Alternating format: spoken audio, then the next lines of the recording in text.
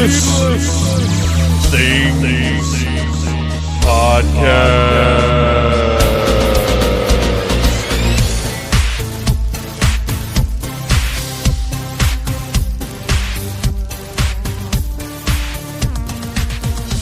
Greetings, Phantomaniacs, and welcome to the newest episode of the Needless Things Podcast, where we talk about toys, movies, music, and all manner of pop culture spookery.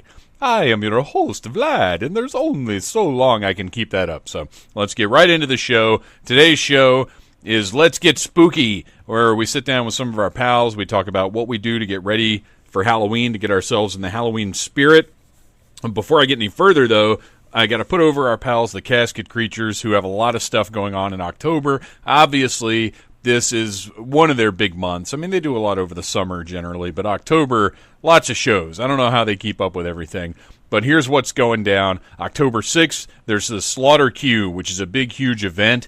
October 13th, the sold-out Vampires Ball in Savannah. October 19th at the Avondale Town Cinema. October 20th, the Smoking Moose in Anniston, Alabama, which is right around our pals Kill Baby Kill. October 26th, the Auditorium in Asheville, North Carolina. October 27th, the Sweetwater Bar and Grill in Duluth, Georgia. And then finally, the big Halloween show on October 31st at the Mule Camp Arena in Gainesville, Georgia.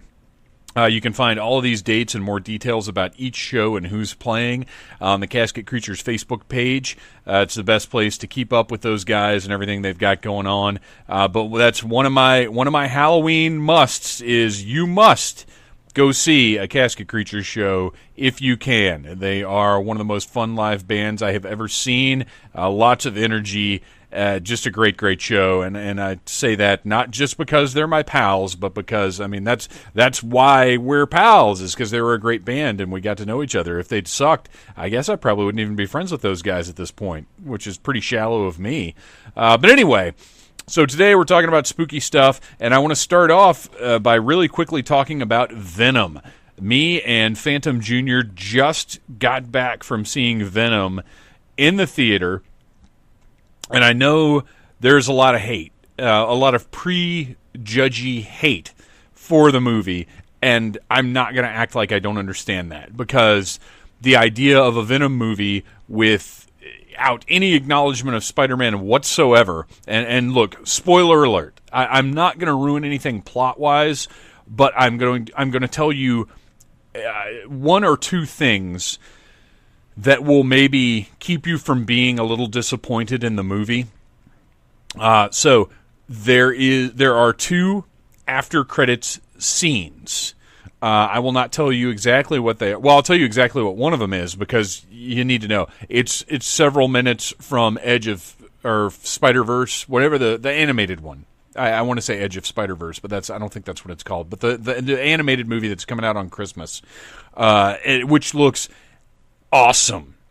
I know the trailers, the animation has maybe been a little weird or seemed a little off, or I know my reaction was not immediately loving it. I looked at it and I was like, oh, this is kind of cool that they're doing something different, but I didn't fall in love with the animation. But now I love it. You get to see Miles and Peter in action as they will be in the movie. This is from the movie, and it just really, really looks like it's going to be a lot of fun. Just from the probably 5 minutes or so that they showed, I can tell that the humor is on point. It had a very Pixar feel to the humor, and I have no idea who's behind the production of this thing. I don't know what the background is on any of the talent involved. I'm certainly curious now, because whether or not you disagree with the style of the animation, the competence, the execution is absolutely incredible. It's gorgeous. So you may not like the way it looks, but they absolutely achieved what they were going for, and I can't wait to see the finished product. But like I said, the humor is spot on. It just looks beautiful in action. So that is your second cutscene. And then the other thing that I will tell you is that and this is to keep you from being disappointed if you decide to go see Venom, there is not a trace of Tom Holland's Spider-Man in the movie whatsoever. I know there were rumors that he'd been on set for a day, that he'd filmed something. I don't know if those rumors, I don't know if that came from anything or what, but there's no Spider-Man in this movie whatsoever, and I agree with that decision because this Venom movie does not need Spider-Man.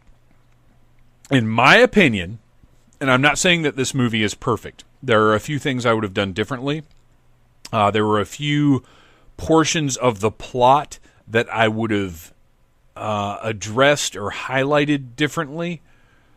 But this is not by any stretch a bad movie. It's very entertaining. Me and Phantom Jr. both enjoyed it. We both laughed out loud quite a bit. It has, speaking of humor, Tom Hardy is absolutely tremendous in this movie because you've seen him in so many things, from Bronson to Mad Max to I can't ever remember the name of the TV show that was on. I think it was A&E or whatever. But anyway, we're used to Tom Hardy being a hard ass, a scary guy, a badass. And in this, he is not. And it's really, really entertaining the way he portrays Eddie Brock. I think they did a good job with the character. I think they did a good job with the story. I liked the villain just fine. I think he was a little one note, but the actor playing him did a good job. I like, we get it. The whole unscrupulous tech mogul thing, very in now, and you know what, they did it. It works. There's a reason that tropes are tropes, and it worked. Visually, the movie's a lot of fun to watch. The CG is mostly very good. It all looks better than most of the stuff in Black Panther, and I know some folks don't like it when I say that. And notice I didn't say disagree with me. I said don't like it when I say that. There was some CG in Black Panther that was straight garbage. So if you were okay with the CG in Black Panther, you have no room to complain about Venom, because everything in Venom looked pretty darn good. There were a couple of spots where it was a little... It was odd. It didn't take me out of the movie. And really, honestly, what you have to sit and think about is these are symbiotes. These are not things we have on Earth. So in certain ways, we don't know how they would look. We don't know what they would do. So it is an alien thing. But I liked the look of Venom. They explained everything as well as they needed to explain it. Like I said, there were a couple of things where I was kind of like, maybe... a few words for this would have helped. But overall, it's a really, really fun movie. I don't know. I'm not a Venom fan. I'm fine. The character's cool. It's a cool character. I get it. But I'm not. I don't know all of the mythology. I certainly don't know the names of all the symbiotes. I don't know all that stuff. I just never... I read Spider-Man comics, and I never veered off into Venom and his whole thing. So there's not a whole lot that I could have gotten upset over, because I don't know the character. I mean, I know Venom is Eddie Brock, and lately he's been Flash Thompson. And actually, my biggest experience with Venom was probably the recent comic with Flash as Venom. But anyway, I dug it. I thought it was cool.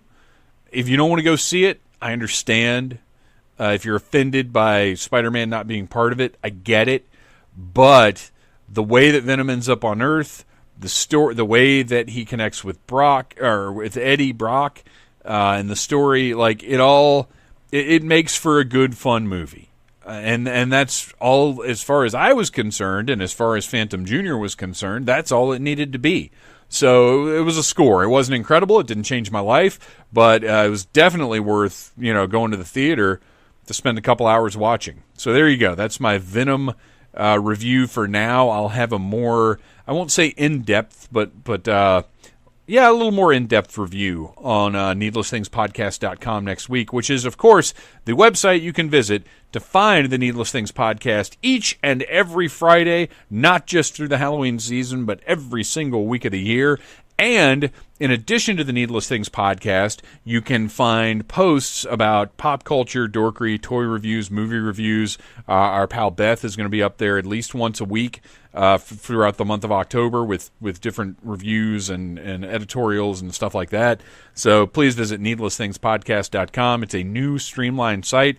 It's easier to look at than ever before. It's nice and clean. People seem to like it. So there you go. And really, that's about all I've got for you introduction-wise before we get to Let's Get Spooky, which is the meat of this week's episode. We got a lot of cool stuff planned for October. We've already recorded our October Needless Commentary, which is for a movie called Hack-O-Lantern. So if you want to order that thing from Amazon or wherever you get your movies, go do it. Prep for the commentary. We had a lot of fun recording this one. And we've also got the Halloween anniversary panel from Dragon Con. We'll be posting, I believe, next week. And then we've got a couple other goodies in store between now and Halloween. So please sign up, rate us on iTunes. You listen to other podcasts, I'm sure. Whatever other people that are better at promoting and marketing and all that kind of stuff, whatever they ask you to do for their podcast, do that for the Needless Things podcast as well, please. Always like and share. Join the Needless Things podcast Facebook group. Like the Needless Things podcast Facebook page. Share the shows. Share the articles. Spread the love. I just want to get the word out. That's my big thing. So if you guys can do that, we'll keep doing the show. I'll keep doing the show anyway. Don't believe any threats that may occur later on after I've had more to drink. So, Needless Things podcast every single week. And now it is time to get the spooky.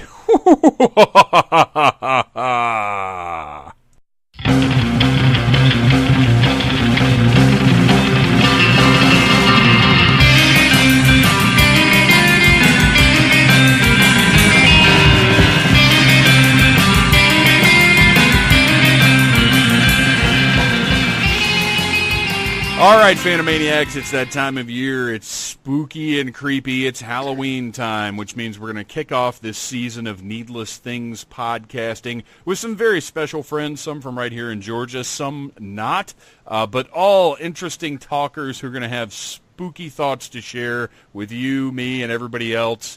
So let's go ahead and get down to it. First, I'd like to welcome back to the show. It's been too long, our pal Salena. How are you doing tonight? I'm fantastic, Dave. How are you?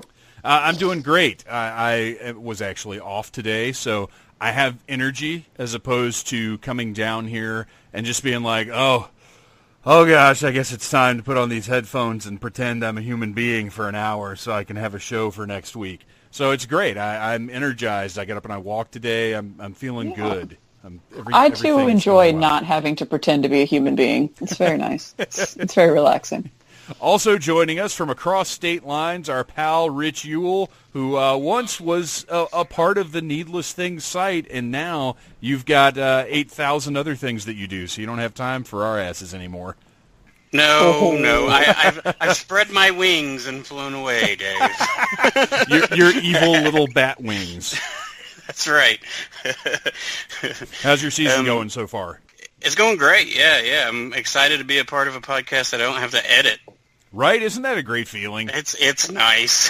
I'm doing one next week because I haven't been a guest on anything for a while, and I'm doing one next week, and I'm like, that's the thing I'm most excited about, is that I don't have to put it together afterwards. I just sit down and talk and then leave. It's great. Yep. It is glorious. And finally, our pal Ryan Cadaver, part of the Needless Commentary team, an invaluable member of the Needless Alliance. Can I say that now? That sounds way more badass than what we actually are, but yeah. What are you actually? I don't know. I guess the Needless League. I don't know. the League of Needless Gentlemen. Yeah, there you go. I like that. The League of Needless Gentlemen. Nobody invited you, but you're here anyway. That's exactly right. Yeah, that's us. Alan Moore will hate that title, by the way. Alan Moore hates everything. He does. So you had to work today, so I appreciate your fast turnaround here. Are you ready, though? Oh, hell yeah. Okay, cool. I'm ready to go because we're talking about my favorite shit in the world. Exactly. Halloween. I think that was exactly how Danzig sang it, right? Yes, Halloween. It's definitely how Albert Thermostat Dracula would sing it. Oh yeah, definitely. He is very operatic in his singing. What we're going to talk about today is how we get in the mood for Halloween, because while all of us are kind of spooky throughout the year, it's not like I save all the horror movies that come out to watch during October, but I do make a point of focusing more on spooky stuff, starting, honestly, right after Dragon Con. What about you guys? When does the season start for you? Well, I have a seance that I just constantly think about murder 24/7, and that really gets me in the mood, Dave. But when does that start, or is that just year-round for you?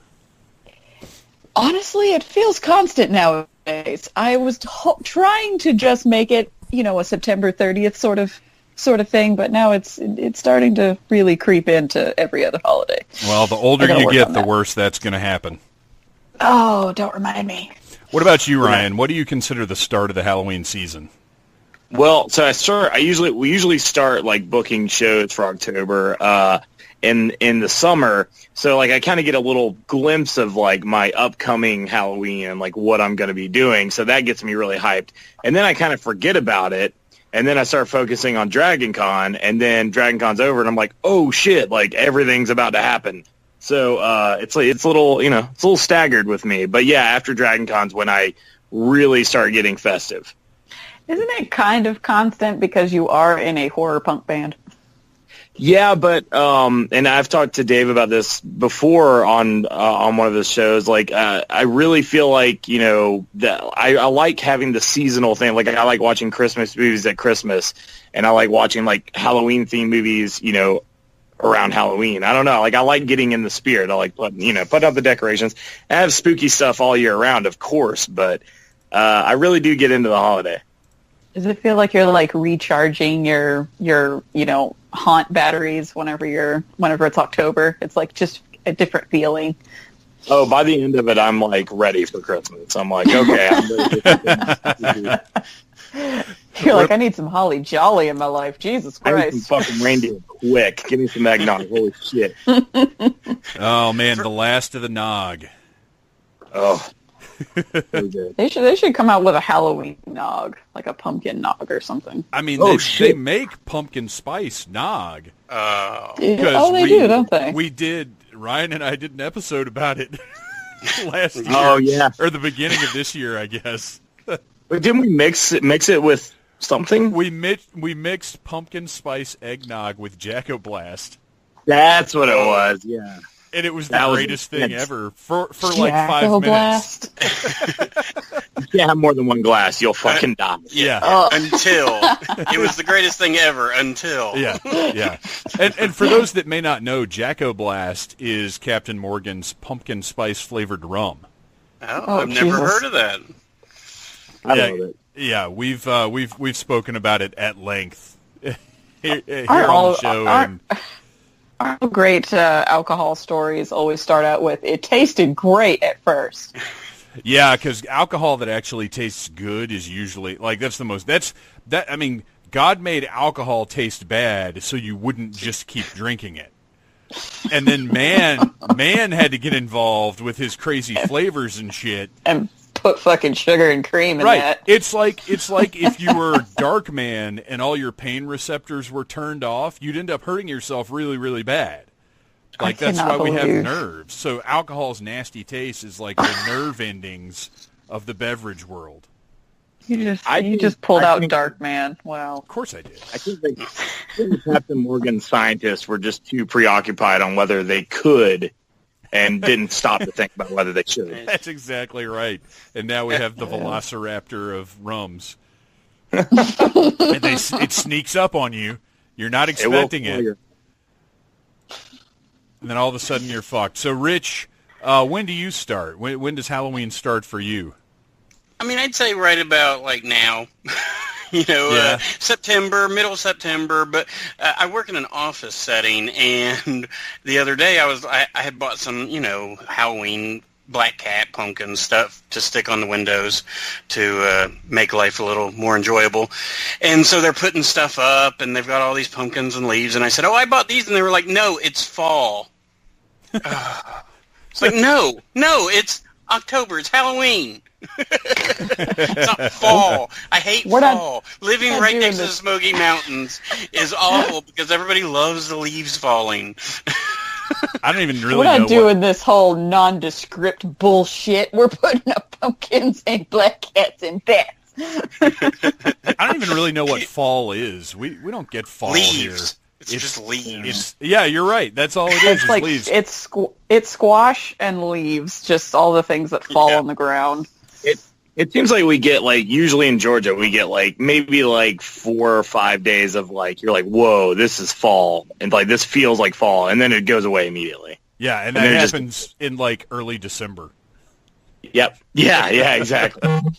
Yeah, and I totally agree, though. Like, fall decorations are bullshit. Like, I don't need a fucking cornucopia. I don't need fucking, falling leaves. Like, give me some spooky shit, goddammit. The cinnamon brooms are out, and I can't stand them. Well, that's a good segue. Because give me the murder fest decorations, you cowards. That's a good segue because I want to start with one of the first things that starts happening, and we probably all have this in common, is Halloween decorations start popping up in stores. Target tends to get on it pretty early. Some years they have really great stuff. Some years they have a bunch of like fucking purple glitter for some reason. This is a purple glitter year. Spirit Halloween stores. This is how I got to do all of my, fancy house shopping, all of my little fancy home decor stuff. Yeah, this is the time. If depending on, your general home appearance, there could be stuff that goes up year round.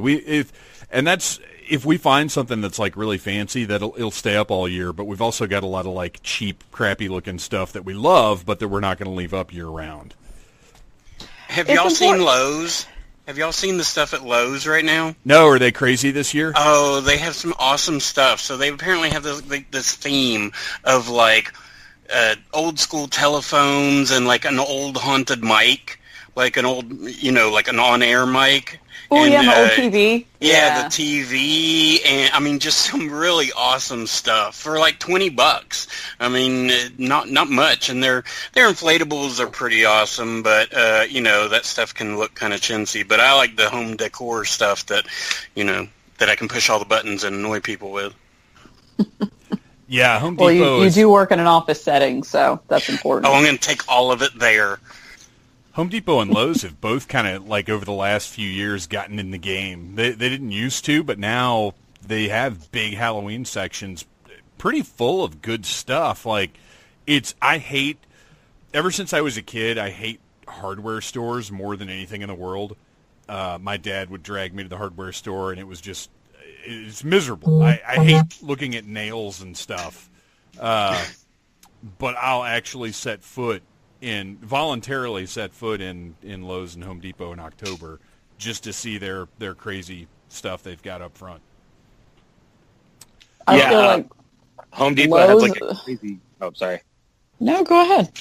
No, I was just saying, Home Depot, I noticed they have a like crazy animatronic werewolf this year, and I really want to buy it. I don't know if y'all seen that, but it's incredible. No, yes, I've seen it. The missus keeps trying to make me go to Home Depot, but that resistance is there. I'm like, okay, if we're going, we're going to make sure everything is out. I don't want to have to go back. We're going to go in once, we're going to look at the stuff, and we will not return. Ever. Yeah. Yeah, make sure it's all next October.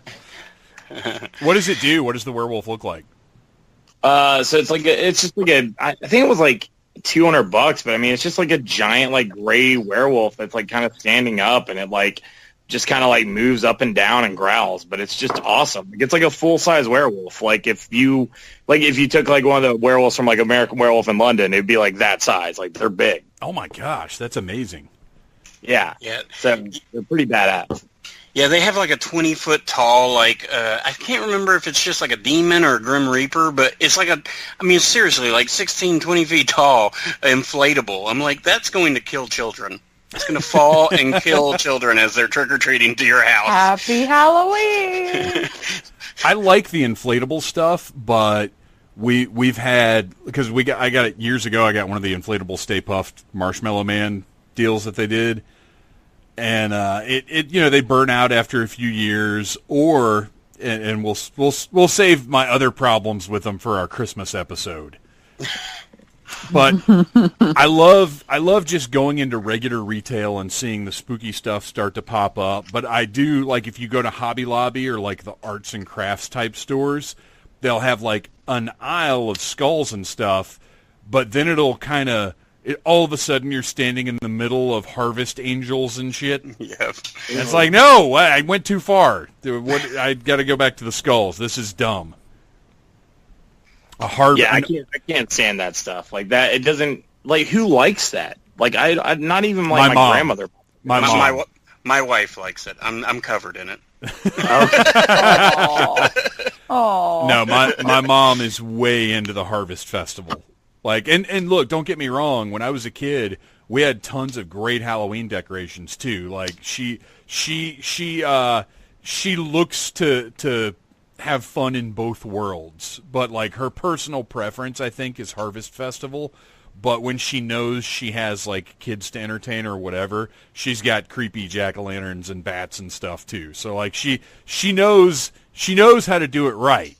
But she's a nice Southern lady, so she has that whole Harvest Festival, angels with corn husk wings. They think that it's not tasteful, Yeah. Angels with corn husk wings. That should be an album. Ryan, get on that. Corn husk wings. I like it. And of course, aside from regular retail, which I'm glad that they seem to alternate every year, because some years it seems like every store you go in has just tons of awesome stuff. And some years it's kind of like, there's not really much for me this year. And this seems like a bit of an off year. Have you guys been around to like Walmarts and Targets and stuff and checked everything out? Do you agree that it's a little lackluster? I totally agree. Like you were saying, like the sparkly thing, like I can't do the sparkly, glittery skulls and all that kind of stuff. The one cool thing I do like that Target's doing this year is they're doing like kind of like a neon 80s kind of look with some of their stuff. So we bought like a neon bat, so it's like a neon sign, but it's just in the shape of a bat. And they had some cool stuff like that that's like this 80s vibe, probably trying to play up the whole Stranger Things popularity. But, yeah. I like that. I like that kind of aesthetic and everything. But overall, like Walmart didn't have jack. Like I went to Walmart and I was like, this is disappointing. I don't think I bought anything, which was impressive. Home Depot is actually the best so far. Well, here's the thing with the glitter, with the glitter shit that happens, okay? Probably about like 7 or 8 years ago, Martha Stewart, who always, brings the little chic, Halloween DIY bullshittery. She's put spray glitter on some skulls and stuck them under, a bell jar, and people went apeshit over that. So now that's why you have so many spray glitter things, because they're like, oh, well, it's like sparkly and spooky and mystical, but, we can't really be too upsetting to the children. It's like, the fuck? That's interesting, because that's about the time frame that the glitter seems to have dominated. Yeah, you can blame Martha Stewart for that. She's the one that started the whole glitter skull shit. That's totally unsurprising. Yeah, I'm mad. I'm shook. I'm not knocking it, because when she did it, it was under a bell jar, so the glitter was contained.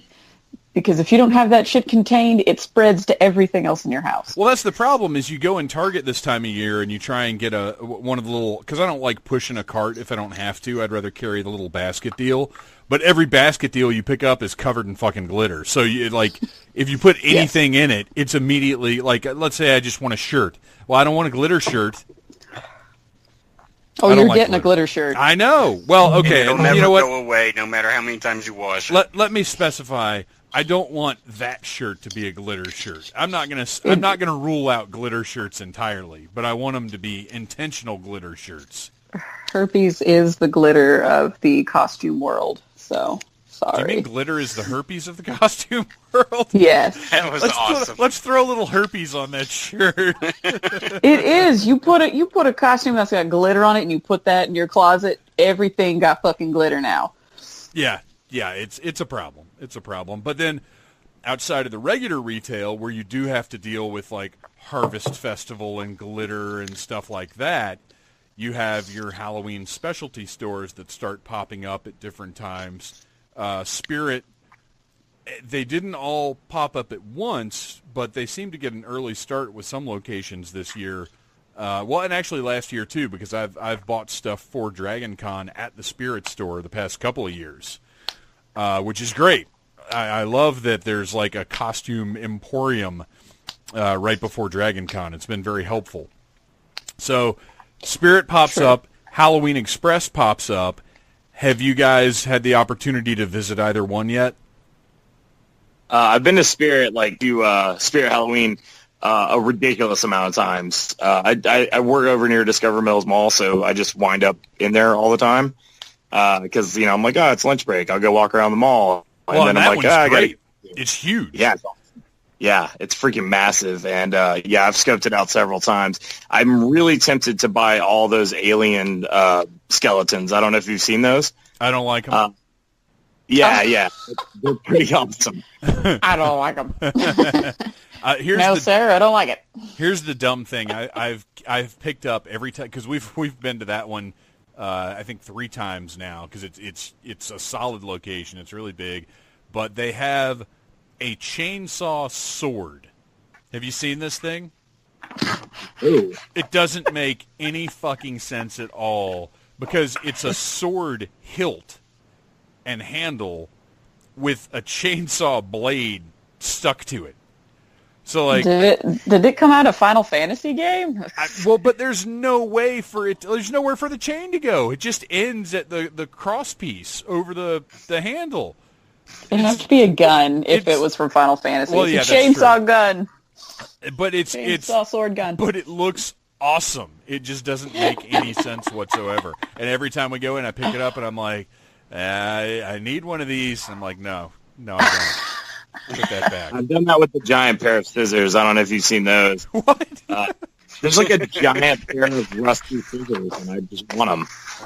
Ooh, you know what? You could do a clock tower cosplay with those. I know, that's what I was going to say. Every time I see it, I'm like, I could be Scissor Man from Clock Tower, but then I'm like, but I'm not like a little kid, so I can't.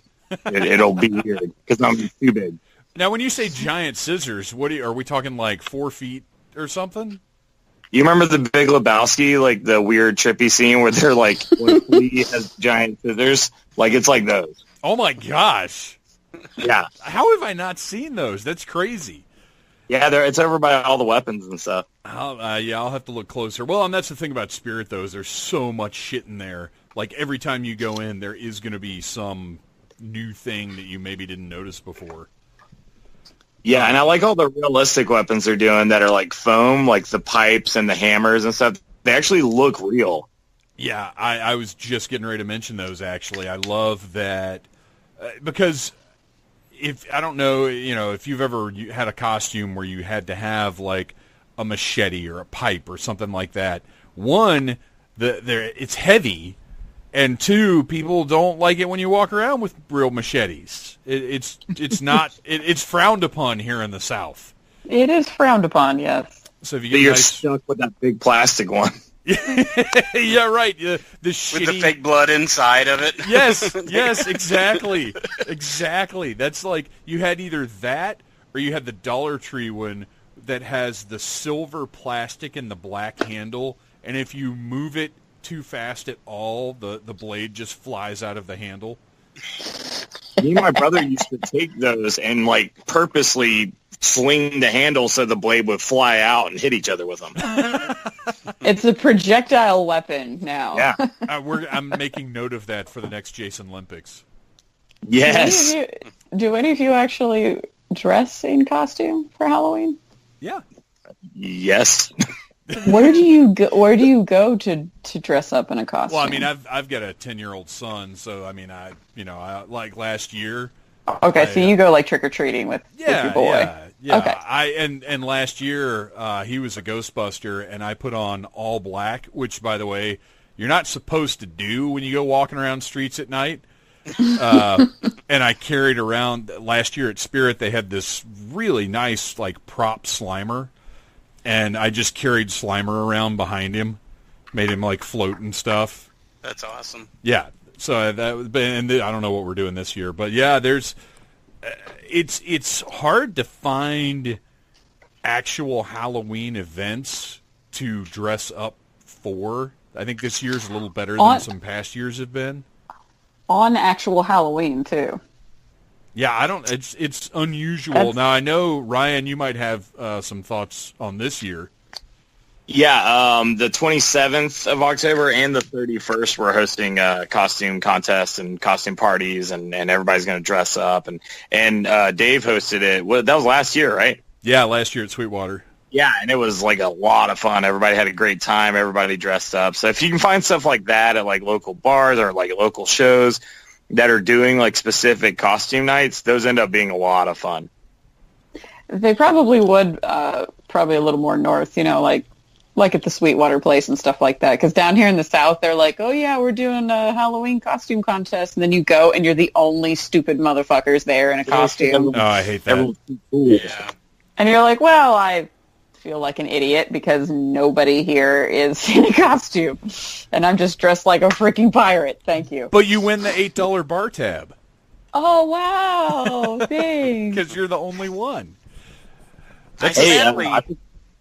I think ours is like $75, so you should just come and clean it up. Whoa, oh, dang. Big money. Yeah. 75. Let's do it. I sadly typically don't dress up just because I used to live in a house that had a neighborhood, and now we live in a house that's on a main road, so people don't want to die, so they don't stop and trick or treat here. But I don't go out anymore on Halloween. I mean, I've reached the unfortunate age where I'm like, well, life's over. I'm 40 now. I don't know what to do, and I don't go clubbing or anything like that anymore, and so I don't really dress up anywhere. You should say you've reached the mental state, because there are plenty of people that are 40 that still like to dress up and go nuts, sir. Well, no. Dave can attest. Like I'm sitting in my room upstairs. That is the only room in the house that I'm allowed to have, and it is like a 15-year-old's room. Like there's comic books scattered everywhere. I couldn't be more kid-like. Like there's toys on the floor, and just none of it makes sense. And but just dressing up and going out, I haven't done it. I need to and I want to, but it's just hard to find that place. Well, and that's the thing. Is you've got to find, for lack of a better term, you got to find a safe place. You got to find somewhere where there are going to be people where it's going to be fun. Like I don't know about the rest of you guys, but in general, I need to know I'm going to have some folks to hang out with. I can't just show up at some random place and be like, "What's up, everybody? I'm the party master. Let's get this thing going." Like. That's what I've been doing wrong. Yeah, I've done that. I've done that multiple times now, where I'm like, well, that seems like a really cool thing, and it seems like a lot of people are going, because people on my friends list do this really shitty thing where they say they're going, and then they don't show up. So I'm like, oh, well, look, like 8 people that I know are going to be there. I'll go. And then, so I get ready, and I drive the fucking hour up to Atlanta in order to get there, and then there's nobody there that I know. And I'm like, well, I'm just going to sit here and twiddle my thumbs for an hour and then go home again. So it's really important to, like, have your what they call the crew. Your core group of people that you know they're kind of moving around and doing what they want to do. So that way you've always, kind of got somebody to fall back on and to talk with, because it is really awkward whenever you don't know anybody there. You know how to make that work? You start a band. I'm not musically inclined. Then your crew has to show up. Because you're paying them. So one I don't pay anybody. One last sort of retail thing before we move on. Halloween Express, definitely not as nice as Spirit. Like Spirit's presentation with their big giant houses and shit that they put in the stores and like all the animatronics set up. Like their presentation's fantastic. But there's something like that I find very appealing about Halloween Express's scungy, off-brand, bare bones, like just grids, metal grids. Like they don't even have nice merchandising or anything. There's something I like about that atmosphere, and I don't necessarily want just that, but it's refreshing after going into Spirit's like super fancy. We're the Bloomingdales of Halloween. I kind of like going to the Kmart of Halloween too, and we found some Kmart of Halloween. Kmart is the Kmart of Halloween. It's still not anymore. Not anymore. They're not. But cornucopias everywhere. We went to Halloween Express, and they had all this fucking weird demon clown stuff set up front, and we get these freak show signs. If you're following me on Instagram or Facebook, I put up pictures of them. Freak show stuff is hard to get right. I saw those. Those are cool. Yeah, those are awesome, dude. I saw those. That's great. Like they got the aesthetic right. So if I recommend everyone, listeners, get in your phones and look for your local Halloween Express. There's some weird off-brand stuff in there that I really enjoyed looking at, as opposed to all of Spirit's like licensed, fancy, perfect skeletons or whatever. So let's. You guys should look at some of the craft stores and stuff, like Michael's has got some really cool little like metal tins and stuff that are really nice, and like just little like apothecary bottles and stuff like that. That's pretty cool.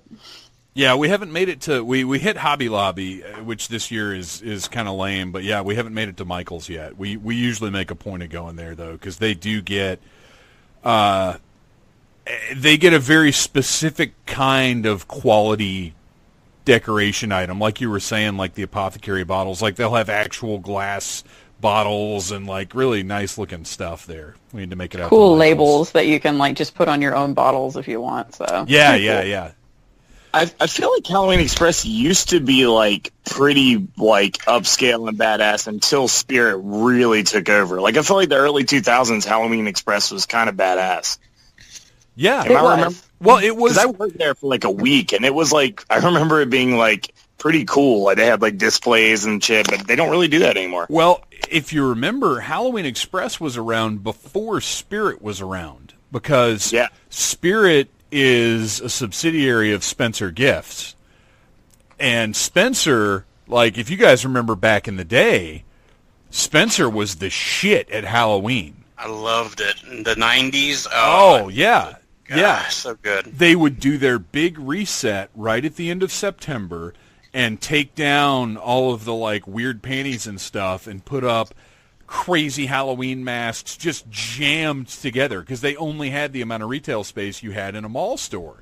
But they would fill it, like the front half of the store would be the Freddy Krueger gloves and the pinhead masks and the crazy tree wizard mask that was like 4 feet tall, and like going into Spencer Gifts back then, like that was it. That was the shit. And then Halloween Express came along with their idea of doing pop-up stores, and Spencer saw that and was like, well, shit, we're the Halloween masters, which, by the way, I think most of it, well, dude, Ryan, I'm sure when you were a kid going to Spencer was a huge deal. Like, that was, that was it, man. That was the Halloween place. Do you guys remember, like, anywhere else that was, like, quite like Spencer back then? Back then, it was also Hot Topic. Hot Topic had some pretty cool shit, some really like high quality. I'm talking pre-Hot Topic. Yeah, I'm talking like early '90s because Spencer kept it up. What was that? The Gwinnett Place Mall. I remember the Gwinnett Place Mall Spencer's, and that's where like we go Halloween shopping. It was awesome. Yeah, and then you're right though, Salena. Hot Topic came along and would do, and it wasn't quite the same as Spencer because Spencer they really had a very specific aesthetic. Yes, they used to be because I was working there in '97 and '98, which is right when Hot Topic started, and back then it was much more like the gothy vampire. You could go in there and buy like a poet shirt and some leather pants, and like it was a lot different. I remember the really like heavy velvet high quality robes that you could get there. Yeah. I mean, they were really, really nice. Then and nowadays it's like covered just with dust because we never. Yeah, now it's around. nothing but exactly. Now it's just nothing but like fucking Rick and Morty and Disney Princess. But back in the day, it was cool. Well, that's what happens though. Like any cool company that's successful eventually is going to get taken over by a board of directors because Hot Topic was started by a guy named Orv Madden who was very, very cool and had a very specific vision. In his office at the corporate headquarters, there was a glass coffin with an actual human corpse inside. Whoa. Oh, sweet. Yeah. That's pretty metal. He was pretty metal. He was a visionary, very, very cool guy. And he started that company, and he ran it for the first 3 or 4 years when it was blowing up everywhere. Like, because when I started, there were 2 Hot Topics in Georgia. And then when I left, they were just starting to really expand more. And then the board of directors literally forced Orv out of the company so that they could turn Hot Topic into what it is now. Because that wasn't his vision. His vision was to keep it very much like that industrial gothic punk rock aesthetic that it had back then. Yeah. Well, money makes the world go around. Yeah, it so. does. It does. But I would love to see that guy pop up with a new store. That would be great. But I think he's probably rolling around in his money bin like Uncle Scrooge. So he's doing all right, I'm sure. Well, he needs to start selling those glass coffins with corpses in them, because I'll totally buy one. I don't know if it's legal to sell actual corpses or not. Probably not. It is not. There was... It could just be quotation corpse. Right. With actual corpse. Let's move on to one of you guys, because we've... obviously, Halloween retail is a big thing. It's a big part of getting in the mood. But, Ryan, what's one of the things that you need to get you into the spooky spirit? Typically, unfortunately, I'm on a diet right now, so I haven't been able to enjoy it. But when the monster cereals hit, that really seals the deal for me. Like, I usually eat Blueberry every single morning throughout the end of September and all of October. And I throw in some chocolate too, but Blueberry is my favorite.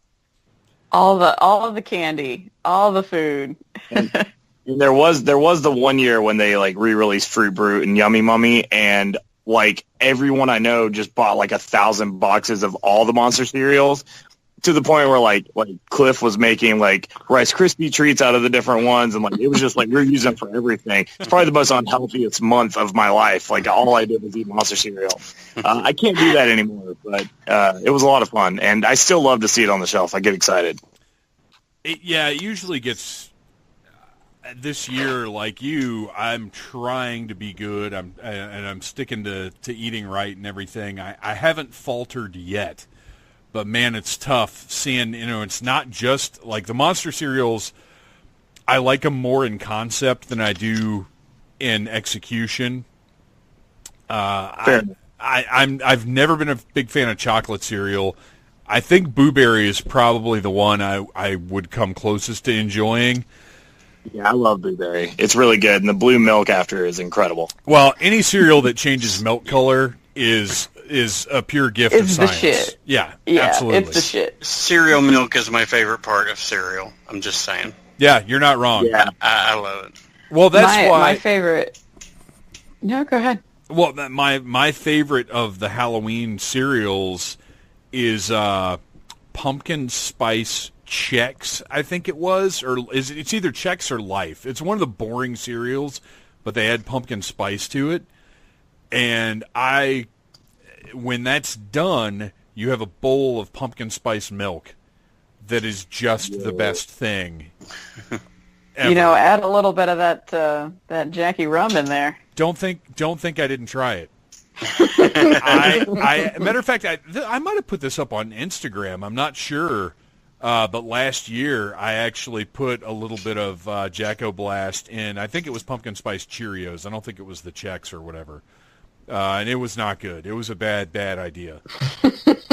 Maybe you could like blend it into like a milkshake. It might be a little better that way. Oh yeah, that'd probably be good. Put like some ice cream in with the cereal and the milk and the rum, and it'll probably taste pretty good, like a boozy shake, like a Blizzard. Yeah. Yeah, Sonic. A Boozard. Sonic did a pumpkin spice milkshake. It was the best. I don't know if they still do it, but it was the best milkshake I ever had in my life. It was like chunks of like crust in there and like pumpkin pie and pumpkin spice. Holy incredible. Shit. Oh yeah, Dairy Queen did a Blizzard like that. It was incredible. It was a pumpkin pie Blizzard. Oh wait, Dairy Queen. Last year, I think it was Dairy Queen where I had. Well, if it was a Blizzard, it had to be Dairy Queen. It was like a pumpkin spice cheesecake Blizzard, I think. Yes, bitch. Yes. Yeah. That was it. Oh my gosh, I wanted to put Jacko Blast in it. Holy shit! So all right, so Ryan, Monster cereals. Now, you've noticed all the Monster cereal, like, spin-offs, right? Like the Monster cereal fruit roll-ups and Monster cereal, like, gummy snacks and shit?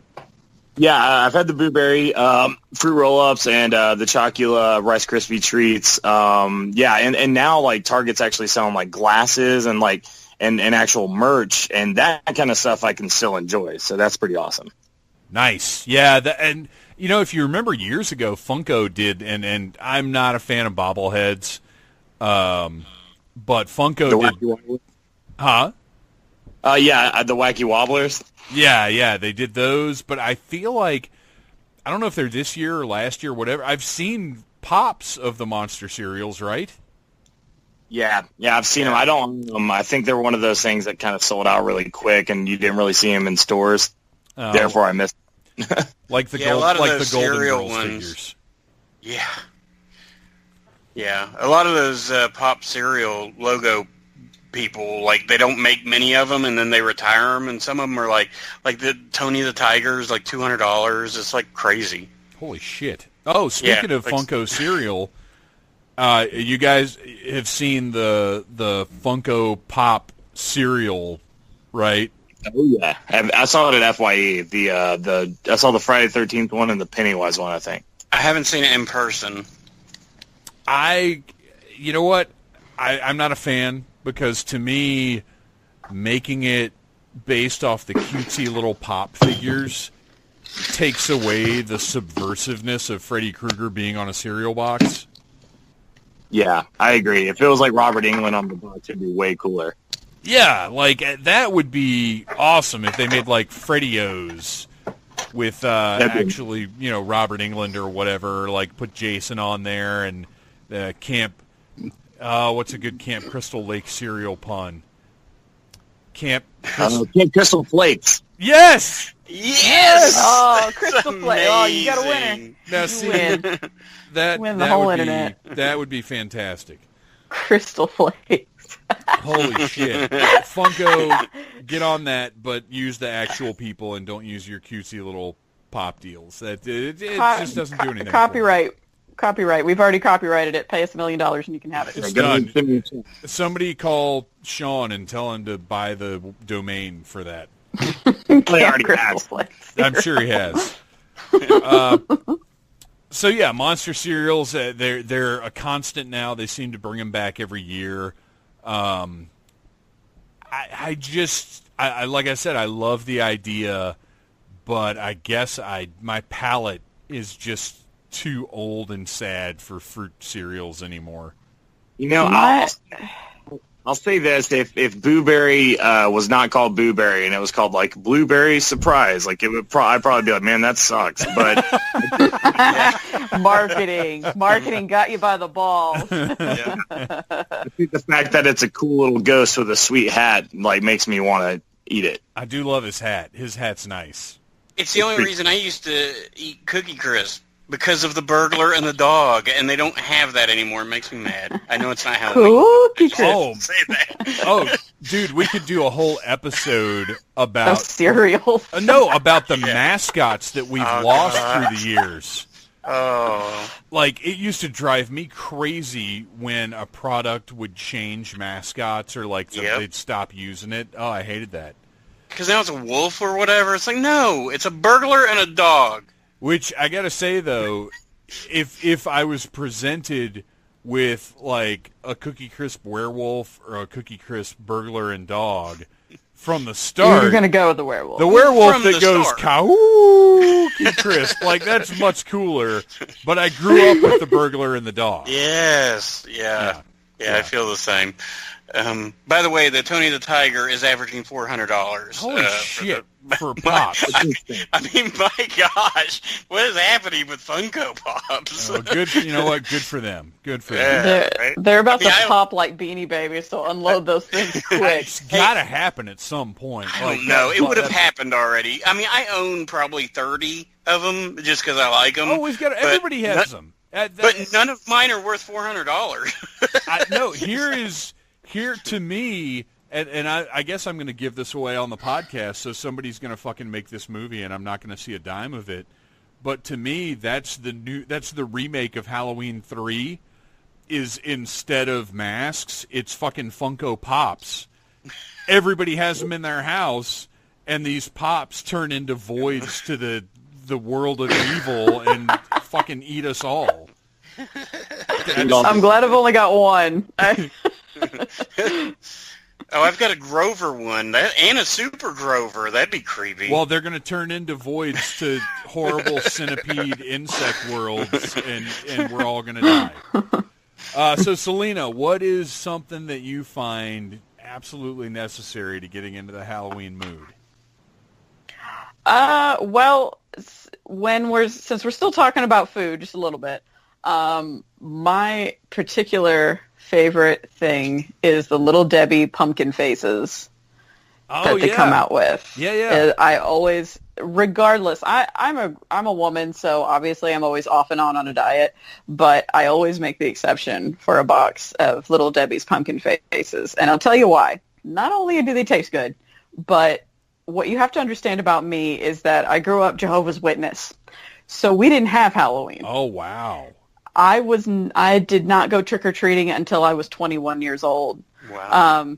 So I was not allowed scary movies. I was not allowed to dress in a costume. I was not allowed to attend Halloween parties. Nothing like that. So the one thing that was allowed in the house was, the Little Debbie pumpkin faces, because my mom knew that I loved them so much. And so that was really the only kind of like Halloween or even seasonal thing that we were allowed to have. So every year I still have to get myself some pumpkin faces. Oh my gosh, this just turned into like the saddest episode of Needless Things ever. Well, the good thing is like, whenever I got to be an adult and and I separated from that, entire experience and, family dynamic, everything about Halloween was so new to me. And so it's still very vibrant and exciting every single year that it comes around. Same thing with Christmas. We didn't celebrate Christmas, did not have gifts or, anything like that. So for me, it's still so very like bright and happy, and I'm very excited about it because it's still kind of new for me.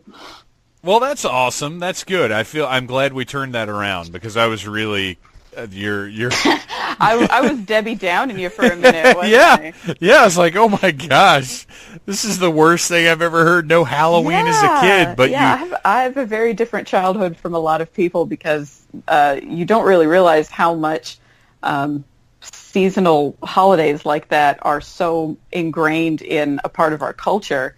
And whenever you are not a part of that, it kind of has this weird separate feeling as though you just didn't really experience the same things that other people did when they were kids. So it's very different. But at least now, the wonderful thing of being an adult, you get to make your own choices. And I'm always very, very happy and excited to do all the holidays. Now, do you still, from time to time, come across stuff that maybe you didn't get to experience that's a big deal for other people that you're like, oh shit, that's a thing? Or is that have you kind of gotten all that out of the way? I really don't know. I do know that the first time I went through a haunted house was whenever I was working makeup for one, which was about 6 or 7 years ago. And so that was the first time that I'd ever even been through one or even been through a haunted attraction at all.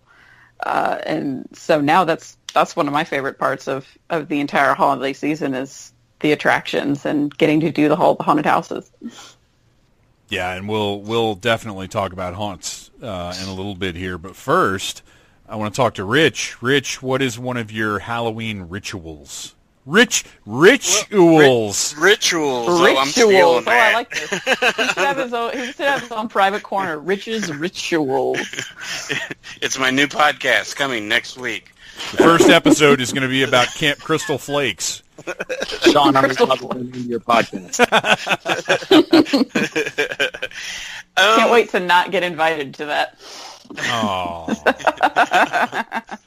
Okay. Well, so before I want to talk about sweets for a second because everybody else did. So I need to. It happens at Christmas, Easter, and Halloween, and I love going to Walgreens and in like the kind of the seasonal candy section. Russell Stover's does chocolate pumpkins with marshmallow in it, or caramel, and they're like flat and they're like 2 for $1. I love those things. And at Christmas, they're different shapes. It's like Santa Claus with marshmallow in it, kind of like a chocolate covered Peep in a way. Yeah. But it's so good. I love it. Man, I'll tell you, when I go into and now I never used to go into Walgreens, but now they get. Oh, it's awesome. Well, and now they get like a really good, and I'm glad you brought that up because their Halloween stuff is strong. I know Ryan and I have both purchased some of their insane little animatronics, right? Oh my god, it's so awesome! It just chases you around. It's a little Jason with a machete, and they have a Pennywise. And is that where they're at? They're at Walgreens. Yeah, they're at Walgreens. Oh, nice! And they're like $20, but nice. They're great. And I realized that because I saw them the other day, and I grabbed the Freddy because Freddy's my guy. But Ryan, you got Jason.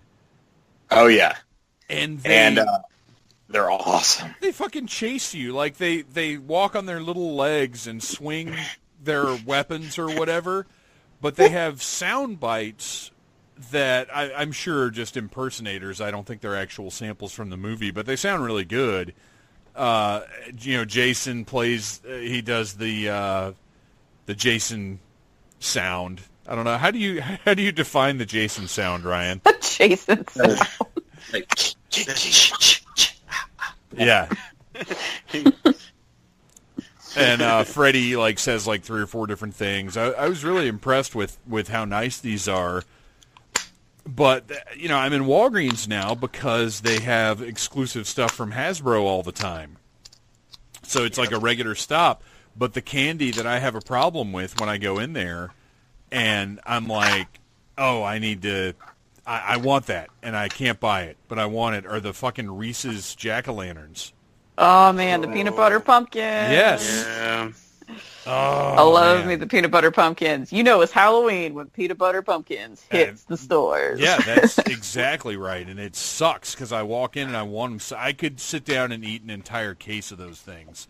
Well, they sell them individually, so just get one. No, I want 40. No. They're 2 for $1. You can't buy one. Right, exactly.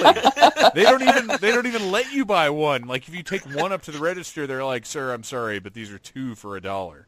They're like, this is $1.79, but you could get another one for 70 cents cheaper. They're like, And you're like, well, they're like, don't do you have to know tell me how twice. Reese's products work? You get two. That's how these things are sold. We've established this. I hate that at the gas station when it's like 2 for $2 and you only want one because, you don't need two. So you go buy some, you go up there and they're like, sir, you can get another one for, I know I can. I know, but I only need one. Yeah. I can read. I know that I can have Yes. two. Don't I hurt can me. technically buy 70 because I'm an adult, but I don't need 70. Especially like during Christmas time, whenever you get the trees, but they don't ever look like a tree; they just look like a poo. Yeah. They got hammered, I think last year or the year before, where their tree looked nothing like a tree.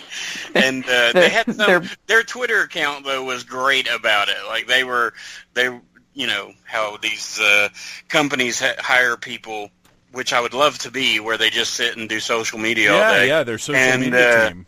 Oh gosh, like Wendy's. Like if you don't ever eat at Wendy's, just follow their Twitter account. It's hilarious. Dude, do you know this is how big fast food social media is?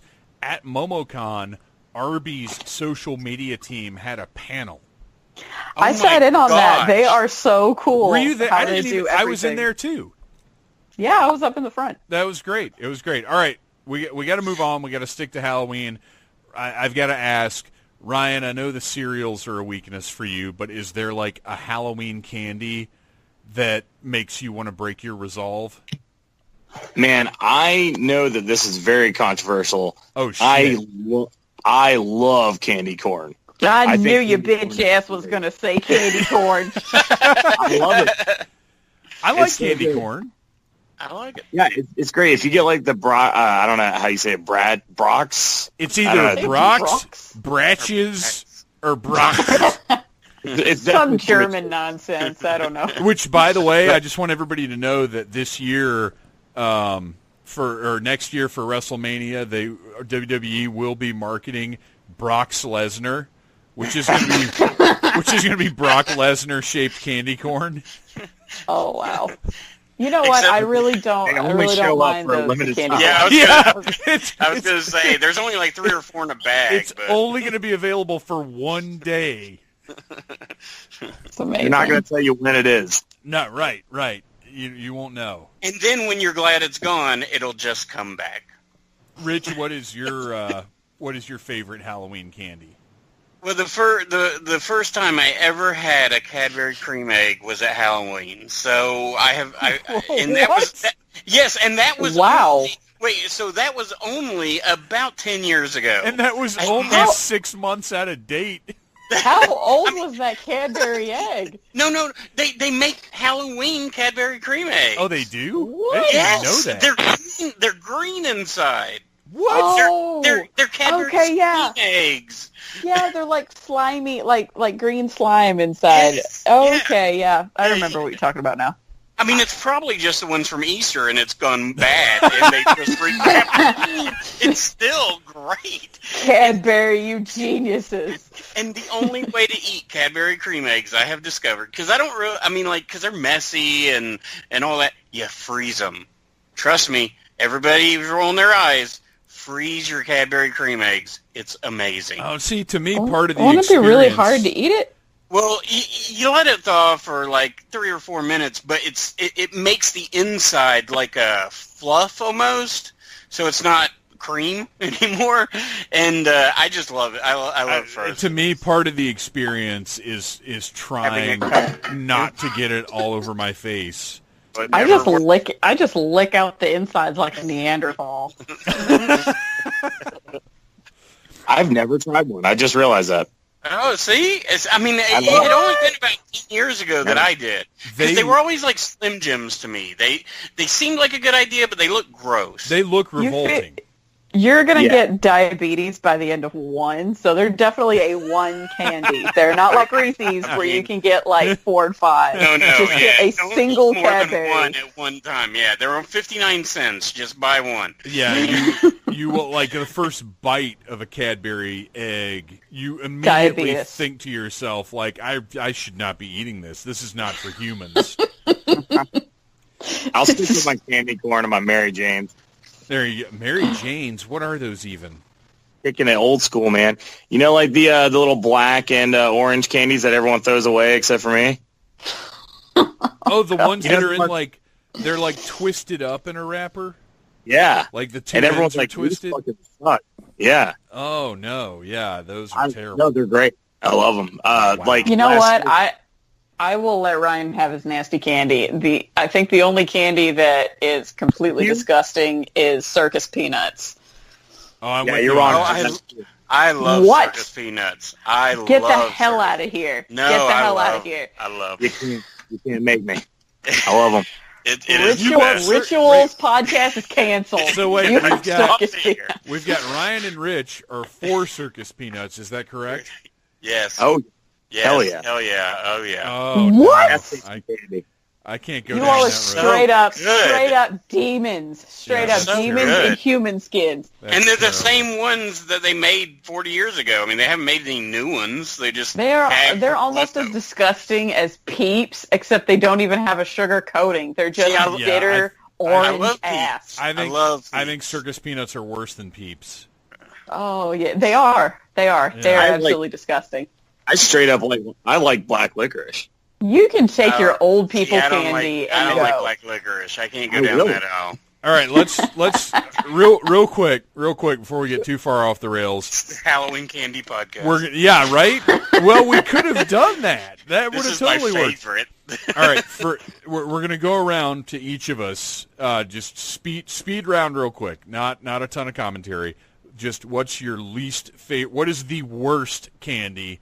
I will start and say that to me, Tootsie Rolls are the absolute bottom of the candy barrel. There's no worse candy on the planet. Wow. I will throw Tootsie Rolls in the trash.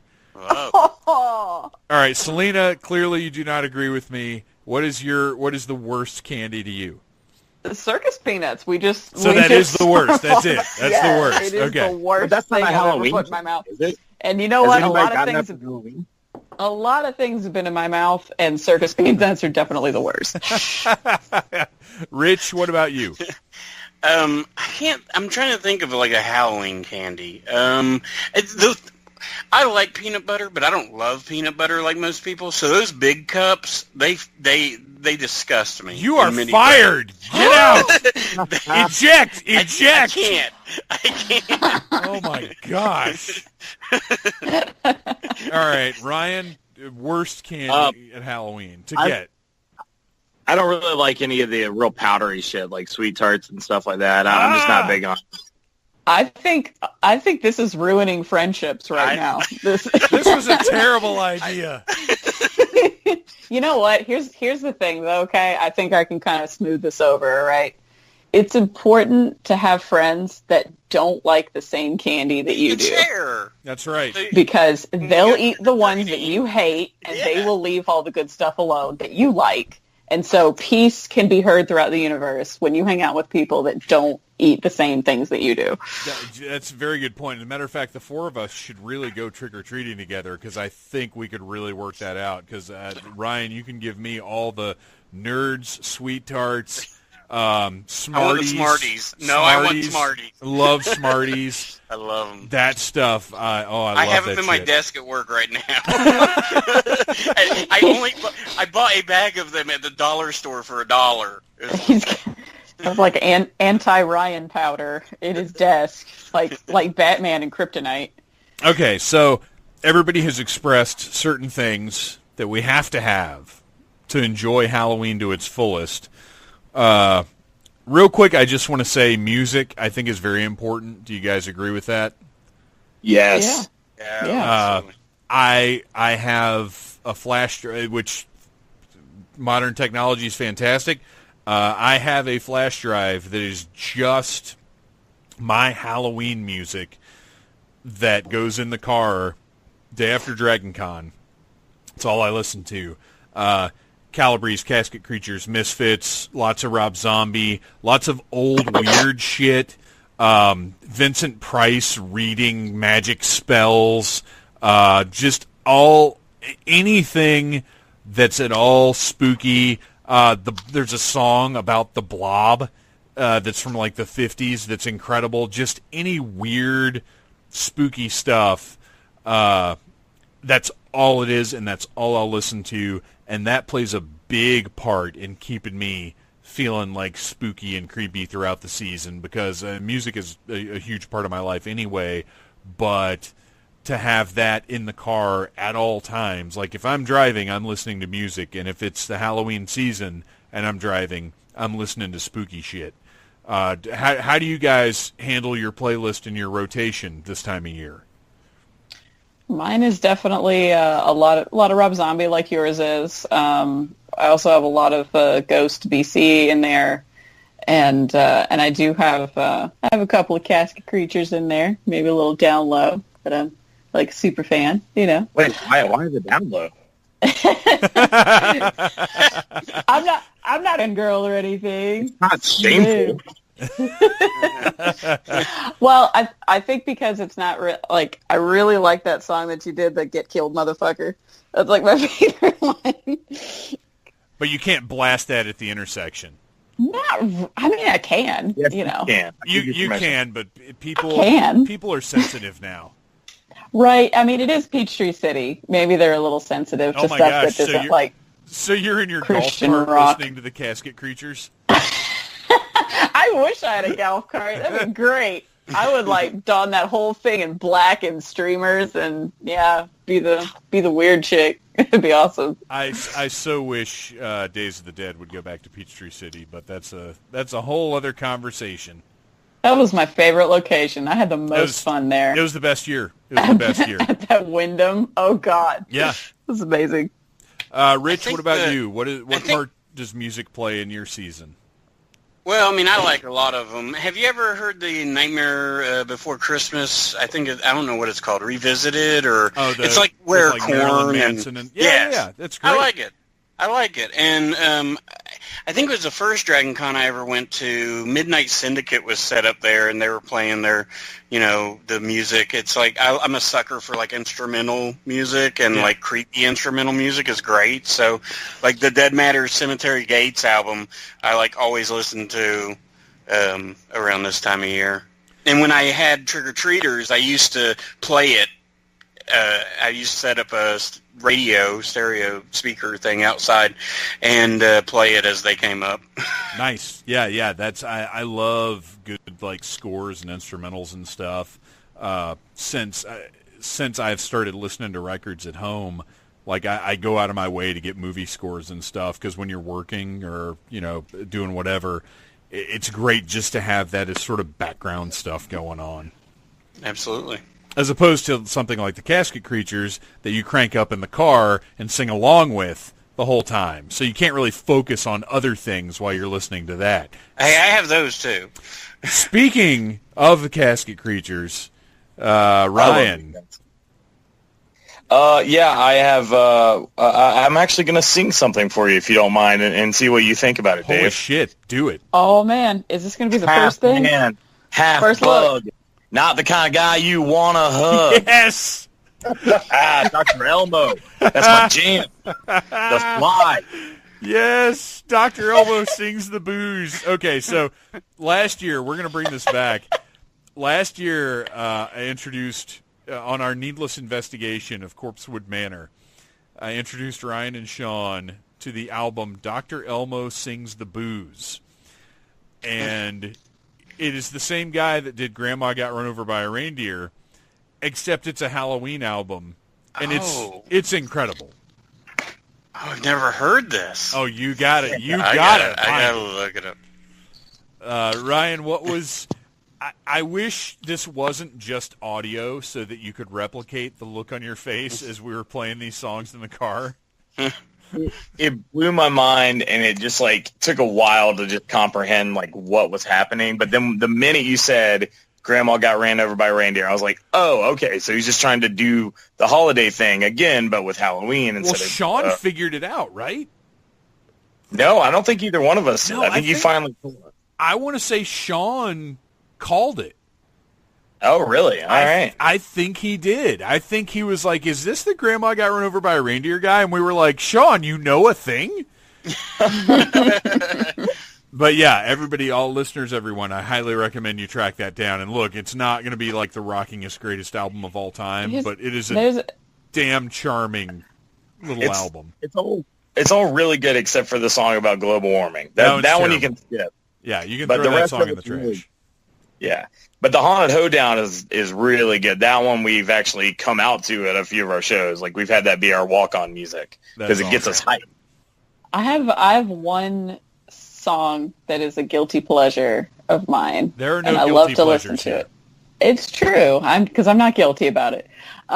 It is the Terror Time from the Scooby-Doo soundtrack. Oh, yeah, yeah. Oh, yeah. It's Terror Time again. Yeah, I love that song so much. Oh, look. I wish there was an entire album of that.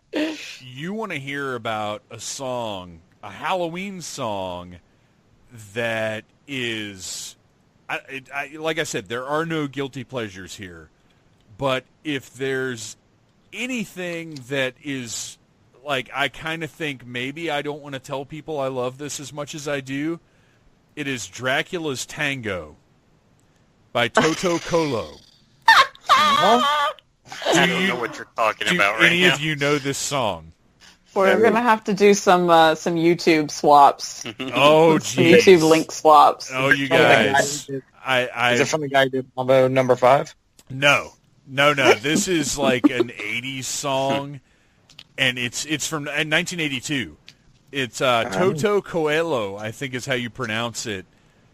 And it is fucking wacky, you guys. But if you are at a point where you can dance, when you hear this song, you will get up and dance. But it's so silly and like 80s. It's something. But I recommend it to everyone. All right, we got to move on. We got to wrap this thing up. Before we go, I want to know what movie or series of movies are your essentials. What's like one of the first things you watch when it gets to be this season? And obviously, we all watch horror movies all year round, but there's certain things that once it's this time of year, you're like, I got to put it in, I got to watch it. Let's start with Ryan. What is the franchise or the movie that gets you in the spooky mood? Halloween 3, honestly. That movie just really, like, the feel and the look of it. And I'm excited about the new Halloween 2 because it looks like it kind of has that feel. Just it feels like a festive Halloween-time movie. And I just love the movie. It's wacky as shit. And, I mean, you know, it's just like the ideal Halloween kind of movie for me. Yeah, it is. And after doing the commentary for it last year, like I've got an even bigger appreciation. And I'm not one of the people that's going to say, oh, I always liked it, because I didn't. And when I first saw it, and it had nothing to do with Michael Myers not being in it, because I don't think I was even really aware of that when I first saw the movie. It just didn't click for me. But yeah, maybe like 10 years ago or so, I caught it again, and it's awesome. It's a badass movie. It's a badass Halloween movie, and it's a great way. It's essential. It's essential for the season. Absolutely.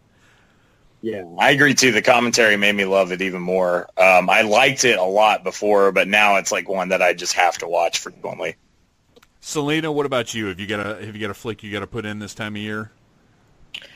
You know, it's a real toss-up. I have to watch Hocus Pocus. It's almost like, you know, it's a requirement. Yeah. But probably a little bit more for my personal enjoyment, I love to watch Sleepy Hollow. Oh, nice. It's just a movie that I really, really enjoy. I love the aesthetic. I love the atmosphere of it. I really enjoy the comedy that's associated with it, and it definitely does just put me in the Halloween mood. It's definitely Sleepy Hollow. You know, and it's funny because somehow for me that it's never been a natural fit into my Halloween viewing, but it absolutely should be, because the original, the Disney, well, I don't know that's the original, but the Disney version that I grew up with is absolutely, you know, part of Disney's Halloween treat. Like back in the day, Disney used to do Halloween specials on ABC, and that they always played the Ichabod portion of Ichabod and Mr. Toad. And the whole Sleepy Hollow deal is such a big Halloween thing, but for some reason Burton's movie I've never added in, but I'm for sure going to do it this year. That's perfect. That's awesome. Tim Burton's got a lot of good Halloween stuff. You could probably do a whole marathon just on his IMDb. Really. Yeah, absolutely. What about you, Rich? I'm going to cheat a little bit if that's okay, that's say a Halloween special that is my favorite holiday special of the animated sort. Garfield's Halloween Adventure is one of those that I love. I watched it today. It's on YouTube, so you can watch it. And it is the best. Like, the music, the comedy in it, it's just really good. And it's creepy, too. It's a good Halloween, I showed, it's so funny because last year I showed my 4-year-old niece it, and she loves it. We watch it probably once a month. Like, she loves it. It's her favorite special. It's just great. If you have never seen it, I highly recommend people putting it in. It will definitely get you in the spirit. I agree 100%. Nice. I love all those Halloween specials that came to the Peanuts Charlie Brown Halloween, like all that stuff that came out when I was a kid. I just adore all of that stuff, and I hate it that we don't. They did the 2 different Toy Story Halloween specials. They're good. They're very, very good. If you guys haven't seen those, you really should. But we don't get them they don't make them like they used to. No.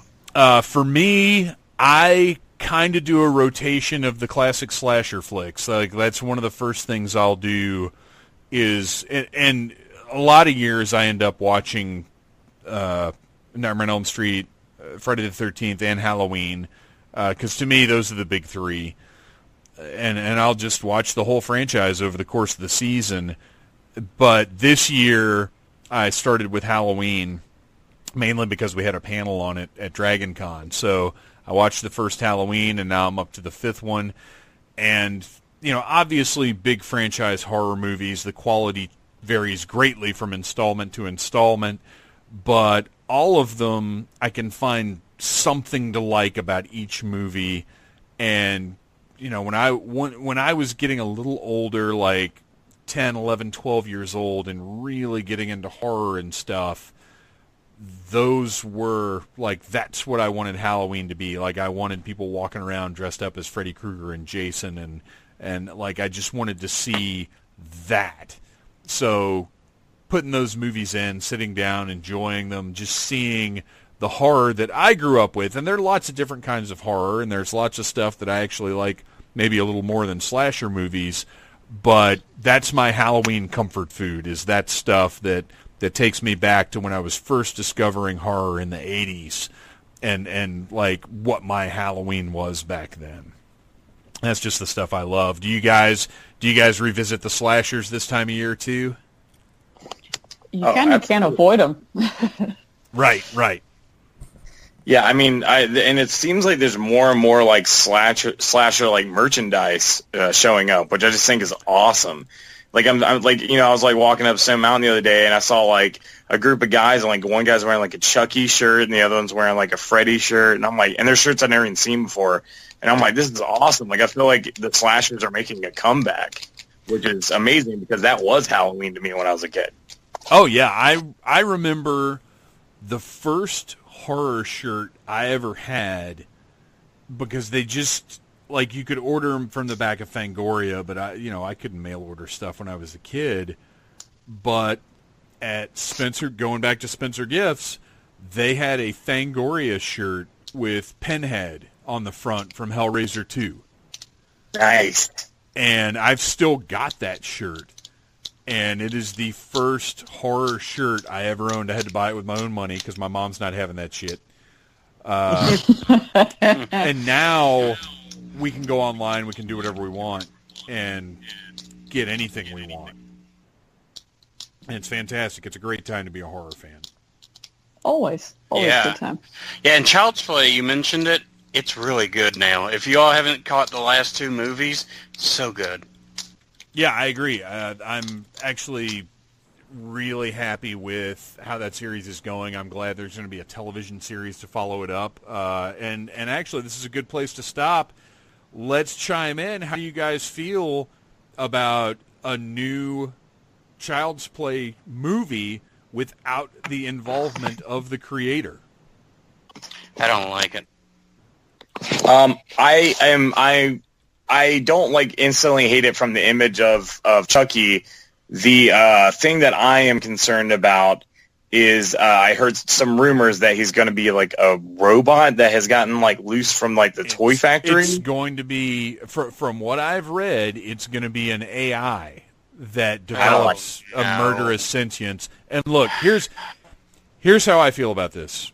Don Mancini he created the Child's Play concept. He has been involved with every movie up to this point. And I would go so far as to say that franchise has more strong installments than most horror franchises. Agreed. And Don Mancini is going on and creating the television show that's going to be a follow-up to Cult of Chucky. Meanwhile, was it Universal, whoever it is doing this reboot. I don't have a problem with reboots. You guys know, like, I'm always interested to see different takes on things. I don't have a problem with that first picture they showed of the new Chucky. I don't even have a problem with the idea that this new Chucky is an AI that goes crazy.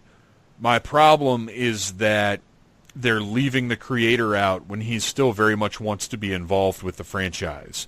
Because of a legal loophole, they can make this movie without him. That's where my problem is, and I think that's horseshit. Well, and there's still, like, Cult of Chucky was last year, right, I think? Yeah. Like, it's not like it's been 10 years. If the remake had happened before Curse of Chucky had come out, fine. It had been, Chucky hadn't been around. And so if you want to remake it, but now you have two movies, a TV show, and now you're going to introduce something else. It's just not fair. It's not fair to the creator, and I agree.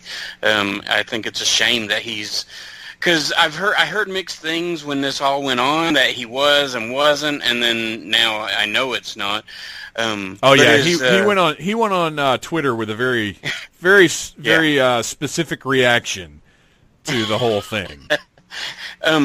Is Brad Dourif going to be the voice, or are they changing everything? No, Brad Dourif is not involved, and nobody is involved from the original movies. So this is one of the rare instances where I think I'm going to have to say no. It's going to be like Nightmare on Elm Street, the remake. Oh my gosh! They're not going to put enough love into it. They're going to want to change it so much that it doesn't even resemble what it's supposed to be. Well, it is literally not going to have the soul of the original series. I'm very torn. I'm very torn because I love robotic AI, murderous robots. Like, I freaking eat that shit up. That is like one of my favorite genres ever. And so hearing the plot line, it sounds so freaking cool. But whenever you tell me that it's a Chucky movie, it's like, why? It would be so much cooler if you just made this a completely standalone film by itself. Yeah, just make it a different thing. I would absolutely love it, and I think a lot of other people would too, but because you're trying to shove this into the Chucky universe, but at the same time you're also shoving out all of the best parts of Chucky, you're kind of alienating everybody that likes it. So it's like, why? It would be so cool on its own. Yeah, I agree. Absolutely. They should have just done it as its own thing. They didn't need to shoehorn it into the Child's Play franchise. Well, because they think it's going to make money because if they put the name on it, it's going to work. And it's like, you don't have to do that. We like new things. Sometimes. We do. But the viewing public at large maybe sometimes doesn't. All right, you guys, we're going to wrap this thing up. We have gone on about Halloween plenty. And there's so much more to come on the Needless Things podcast. But before we go, I want to know, where can we find you online? What are you up to? Let's start with Salena. You can always find me and my artwork on Instagram. That's the Briar Crow. Give me a like. You can tell me some cool stuff that you would like. I'll be starting up Inktober, which is a very fun thing that a lot of artists do around this time of year, where every single day you do a hand-drawn ink drawing based upon a list of just simple words. And it's absolutely really, really fun. So the hashtag Inktober is probably my favorite thing to do. So I'll be participating in that this year. It'll be really fun. Awesome. Rich, we don't have an hour, Rich, so streamline it down as to what you're up to. All right. Well, the ProWrestlingRoundtable.com, you can find the wrestling talk. On SoundCloud, you can find the Assignment Horror Podcast. It's a great podcast where three of my much older friends torment me and make me watch horror movies I've never seen, and then we talk about it. And Halloween 3 is on a poll right now that you can vote for to make me watch because I've never seen it. Oh my gosh, is it a Halloween 3 on a poll match? Yeah, and there's like five different movies, I think, but I think Chopping Mall is winning right now. So if you don't want me to watch Chopping Mall and you want me to watch Hellraiser 3, or not Hellraiser 3, yeah, the other one, go there. We're on Facebook, so you can find us there. But the Nerdy Laser podcast, I've had Dave on, and we've had great talks. And Halloween is going to be celebrated all October. I've got 4 episodes in the can, pretty much. Recording one later this week, and then it's going to be every week. Normally, it's a 2-week podcast, and Christy Petrillo, who is a guest on Needless Things podcast. He is pretty much my unofficial co-host. We are always talking Saved by the Bell or something. I was going to ask, are you guys going to talk about the Saved by the Bell Halloween special? Well, they don't have one. What? So we talked about this, actually. That is outrageous. Yeah, it is, because we're going to be doing a commentary on the Christmas special they did, because they did a 2-part Christmas special. But they don't really have a Halloween. They have like a costume thing, but they don't have Halloween episodes. That is ridiculous. That's a bummer. Rich, you're done. Yeah. Ryan, what are you up to this season? A lot of stuff. Just look at the Cast Creatures on Facebook. That's the best way. Right away, we got kicking off. Early October, we got the Slaughter Queue, and we got a sold-out show in Savannah that you can't go to, but I'm bragging. Ha! And that's it. I'm going to break in like last time. Okay. Me and the missus will be there celebrating our 13th wedding anniversary. Nice. The Vampires Ball. Neither of us are actually vampires, so I don't know if we'll be able to get in or not. But that's okay. We were talking about somebody's got to be the main course. We were talking about confusing everybody and dressing like werewolves. Planet Werewolf is coming back. Is this not Savannah Wolf Fest? I thought it was. Awesome. Guys, thank you so much for coming on the show, talking about spooky Halloween stuff. And everybody, please get out, do something. And those of you, Salena, Ryan, Rich, here's what I ask of you. As soon as we're done, I want you to go listen to Dracula's Tango. You got it. Shoot me a message and let me know how much I've ruined your life. All right. All right. Thank you, guys.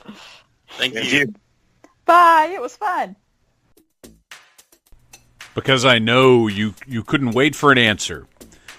Everybody did go and watch Dracula's Tango. And everybody thought it was pretty amazing. So hopefully you guys, the listeners, will also go check out Dracula's Tango by, I can't remember the name of the band now because we recorded this like 2 weeks ago. But, I mean, trust me, if you Google Dracula's Tango, you're going to find one of the greatest Halloween music videos of all time. And probably, I'm sure I'll end up posting it at some point. So if you're part of the Needless Things Podcast Facebook group, or if you follow me on Instagram as Phantom Troublemaker or on Facebook as Dave West, you will be exposed to that incredible music video. Thank you for listening. I hope your Halloween season is going well. I hope you enjoyed this episode. Come back next week for the live recording of the Halloween 40th anniversary at DragonCon. I don't know yet what we're going to do about the new Halloween movie. I would love to do a review of it, but I don't have enough slots in October to get that review in. So I'm not exactly sure what the rest of the month holds, aside from that and the commentary. We'll see. Maybe there'll be an extra episode. Maybe, I don't know. I'm really, a lot of times, it's funny because there'll be one week where I don't have an episode, and then there'll be another week where I'm like, man, I'd really like to do an episode on this, but I already have an episode for this week. But I'm determined that we're weekly, so I don't know. Extra episodes could happen. We'll see. We'll see what goes down. What did you guys think? Let me know in the comments, because now on needlessthingspodcast.com, it's much easier to comment than it ever was before. Let me know what you thought of me and Ryan just doing a spur-of-the-moment Predator review. There might be more of that kind of thing. We'll see. I love you guys. Thank you for listening to the Needless Things podcast. You're the best. You can find the show on iTunes, Stitcher, Downcast, or in the ears of a Trader Vic's employee. Love you. Mean it. Uh-huh.